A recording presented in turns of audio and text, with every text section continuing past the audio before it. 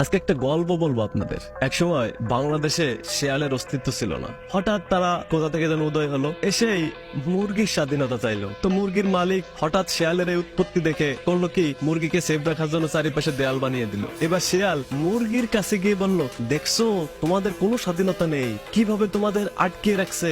অমনি মুরগির দল বলল, ও তাই তো, আমাদের তো কোনো স্বাধীনতা নেই। তারপর মুরগির দল করলো কি, প্লাকার্ড হাতে নিয়ে আন্দোলন শুরু করলো, আমরা স্বাধীনতা চাই, আমরা স্বাধীনতা চাই। তারপর মুরগির মালিক তাদের অনেক বোঝানোর চেষ্টা করলো, এটা শিয়ালের একটা ফাঁদ, শিয়াল তোমাদের খাওয়ার প্ল্যান করছে, ওদের ফাঁদে পড়ো না। কিন্তু কে শোনে কার কথা, তাদের স্বাধীনতা লাগবেই। তারপর সেই শিয়াল আর মুরগির যন্ত্রণায় বাড়ির মালিক করলো কি, বাড়ি ছেড়ে চলে গেল। তারপর তো শিয়াল গুলো মনের আনন্দে নাচতে শুরু করলো, শিয়াল ওদের স্বাধীনতা দিয়ে মনের আনন্দে খাইতে শুরু করলো। এখন এই মুরগিগুলো যখন শিয়ালের আসল চেহারা দেখা শুরু করলো, তখন এই মুরগির দল আবার